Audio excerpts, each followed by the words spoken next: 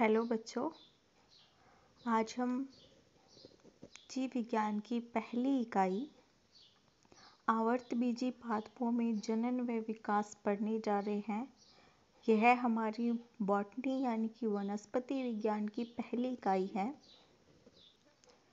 सबसे पहले तो हमें ये पता होना चाहिए कि आवर्तबीजी पादप क्या है। जैसा कि हमने पिछली कक्षा में पढ़ा था कि वे सभी पेड़ पौधे जिनमें बीज एक फल भित्ति या बीज चोल में सुरक्षित रहता है, आवर्तबीजी पादप कहलाते हैं। तथा जिन बीजों पर चोल नहीं पाया जाता या जिन पादपों के बीज फल भित्ति में बंधे हुए नहीं रहते, उन्हें नग्नबीजी या अनावर्तबीजी कहा जाता है। आवर्तबीजी पादपों में जनन से पहले हमें जनन या प्रजनन के बारे में समझना चाहिए। प्रजनन वह प्रक्रिया है जिसके अंतर्गत कोई भी जीव अर्थात पेड़ पौधे या जंतु अपने समान एक नया जीव उत्पन्न करते हैं। अतः पादपों में जनन की बहुत सारी विधियां होती हैं। आपकी इस इकाई में हम केवल आवर्तबीजी पादपों में जनन की विधियां व विधियों की प्रक्रिया के बारे में पढ़ेंगे। आइए अब हम अपनी इकाई को शुरू करते हैं। हमारा टॉपिक सबसे पहले रहेगा कि आवर्तबीजी पादपों में जनन तो होता है, लेकिन जनन होता कितने प्रकार से है और उनके क्या क्या लक्षण रहते हैं, उनकी पहचान क्या होती है, ये हम अभी देखेंगे। सबसे पहले हम देखते हैं पीढ़ी एकांतरण। पीढ़ी एकांतरण का मतलब होता है एक पीढ़ी से दूसरी पीढ़ी के बीच का अंतर, यानी कि पादपों में आवर्तबीजी पादपों में दो प्रकार की जनन पीढ़ियां पाई जाती हैं। एक लैंगिक तथा दूसरी अलैंगिक होती है।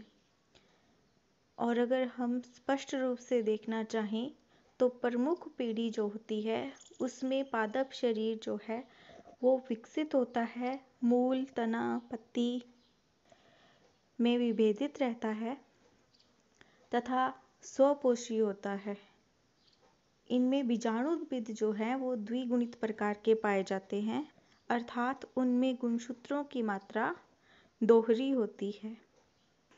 इसके विपरीत द्वितीय पीढ़ी जो कि अगुणित युग्मकोद्भिद युक्त पीढ़ी होती है, वह अल्पजीवी होती है, अल्प विकसित होती है तथा बहुत ही राशित प्रकार की होती है।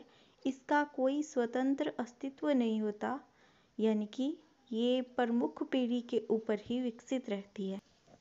ये दोनों प्रकार की पीढ़ियां ही पादप में प्रजनन के लिए पाई जाती हैं, लेकिन ये एक दूसरे के एकांतर क्रम में पाई जाती हैं। अर्थात एक पीढ़ी से प्रजनन के पश्चात नई संतति का विकास दूसरी पीढ़ी यानी कि विपरीत पीढ़ी के द्वारा होता है। अर्थात यदि एक बार पादप का शरीर प्रमुख पीढ़ी के अंतर्गत वृद्धि कर रहा है तो वह दूसरी पीढ़ी के द्वारा प्रजनन करता है तथा दूसरी पीढ़ी की चरम अवस्था पर आने के पश्चात वह प्रमुख पीढ़ी के द्वारा प्रजनन करके नए पादप का विकास करता है। अब हम आवर्तबीजी पादपों में जनन की विधियां देखते हैं। आवर्तबीजी पादपों में जनन दो प्रकार से होता है। पहला अलैंगिक जनन और दूसरा लैंगिक जनन। अलैंगिक जनन में नर युग्मक तथा मादा युग्मक की आवश्यकता नहीं होती, जबकि लैंगिक जनन में नर युग्मक तथा मादा युग्मक की आवश्यकता होती है। अलैंगिक जनन बिना बीज के पादप शरीर का विकास करने में सहायता करता है। इसे अनिषेक बीजता कहते हैं तथा पादप के कायिक भागों के द्वारा नई संतति का विकास होता है, जिसे कायिक जनन कहते हैं। इसी प्रकार अलैंगिक जनन की 2 विधियां हो गई। पहली अनिषेक बीजता और दूसरी कायिक जनन। अनिषेक बीजता के अंतर्गत बिना निषेचन यानी कि नर युग्मक तथा मादा युग्मकों के संलयन के बिना ही बीज का निर्माण हो जाता है, जो कि आभासी प्रकार का बीज कहलाता है। इसके द्वारा नए पादप शरीर का विकास होता है, जो कि अलैंगिक जनन के अंतर्गत आता है। तथा दूसरा होता है कायिक जनन। इसमें पादप के कायिक भागों जैसे कि जड़, तना, पत्ती इत्यादि के द्वारा नए पादप का विकास होता है। कायिक जनन को 2 भागों में बांटा जा सकता है। पहला प्राकृतिक रूप से कायिक जनन तथा दूसरा कृत्रिम रूप से कायिक जनन। प्राकृतिक रूप से कायिक जनन नीम, चमेली, शकरकंद, आलू, लहसुन इत्यादि में पाया जाता है। प्राकृतिक कायिक जनन में पादप के किसी कायिक भाग के द्वारा जैसे जड़, तना या पत्ती से नए पादप का विकास हो जाता है। जैसे आपने आलू को देखा होगा, इसमें आलू के तने पर ही कलिकाएं उत्पन्न हो जाती हैं, जिसको अगर हम मिट्टी में दबा दें तो वहाँ से नए पौधे का निर्माण हो जाता है। वैसे ही पत्थर चट्टा तथा रतालू, लहसुन इन सब की भी कलिकाओं या फिर पत्तियों को अगर हम मिट्टी में दबा दें तो वहाँ से हम नए पादप को प्राप्त कर सकते हैं। इस प्रकार के जनन में किसी भी प्रकार के लैंगिक जननांग का होना आवश्यक नहीं होता। कृत्रिम कायिक जनन। कृत्रिम कायिक जनन में मानव का हस्तक्षेप होता है। मानव अपने लाभ के लिए पादप के विभिन्न भागों को विभिन्न प्रकार से उपयोग करके नए पादपों का विकास करता है, नए पादपों की प्राप्ति करता है। यह सारा काम वह अधिक लाभ प्राप्त करने तथा उत्पादन को बढ़ाने के लिए करता है। कृत्रिम कायिक जनन के अंतर्गत हम कर्तन लगाना यानी कि पादप के किसी भी भाग की हम कटिंग लगा सकते हैं।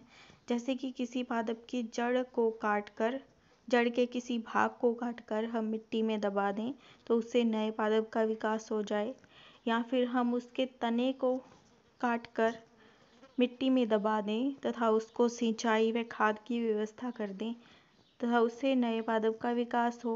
जैसे तने को काटकर हम गन्ना या अंगूर की बेल वगैरह लगाते हैं। मूल से हम सेब, चेरी आदि पादपों का विकास कर सकते हैं। इसके लिए हमें किसी भी प्रकार के बीज की आवश्यकता नहीं होती, जिससे किसान अधिकतर इस विधि का उपयोग करते हैं ताकि वो अधिक से अधिक लाभ प्राप्त कर सकें और उन्हें खर्च कम से कम करना पड़े। कृत्रिम कायिक प्रवर्धन की नेक्स्ट विधि जो है उसको हम दाब लगाना भी बोलते हैं।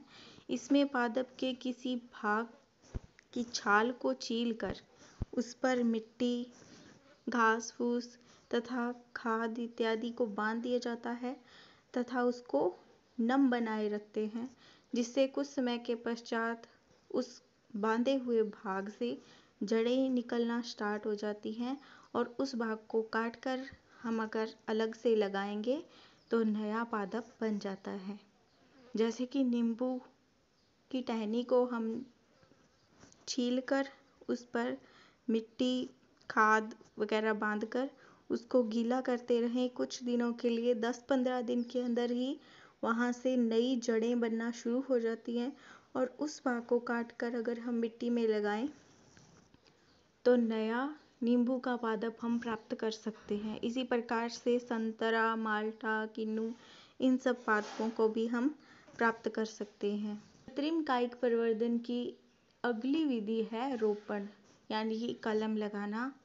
ये हम मुख्य रूप से देखते हैं गुलाब का पादप जब हम लगाते हैं तो उसकी एक टहनी को काट कर लाते हैं तथा उसको मिट्टी में दबा दिया जाता है या किसी पहले से ही कटे हुए पादप के तने में लगा दिया जाता है, जिससे जड़ें तो उसी पादप की रहती हैं, लेकिन फल तथा फूल हमें नए पादप यानी कि गुलाब वगैरह के प्राप्त होते हैं। इसी प्रकार से बेर का पादप भी हम लगाते हैं। कई बार आपने देखा होगा कि छोटे बेर वाले पेड़ पर बड़े बेर वाले पेड़ की टहनियों को अगर काट कर लगा दिया जाए तो वहाँ से फिर नए और बड़े बेर वाली बेरी को बनाया जाता है। ये सारी प्रक्रियाएं बागवानी करने वाले किसानों के द्वारा की जाती है। यह कृषि क्षेत्र में बहुत ही लाभकारी तथा सहायता करने वाली विधियां हैं। पादपों में कायिक जनन के पश्चात जनन की अगली विधि है लैंगिक जनन। इसके लिए जननांगों का होना आवश्यक होता है। पादपों में जनन भाग पुष्प कहलाता है। पादप के फूल जो होते हैं वो उसके जननांग कहलाते हैं। पुष्प के 4 भाग होते हैं। पहला बाह्य दल पुंज, दूसरा दल पुंज, तीसरा पुमंग तथा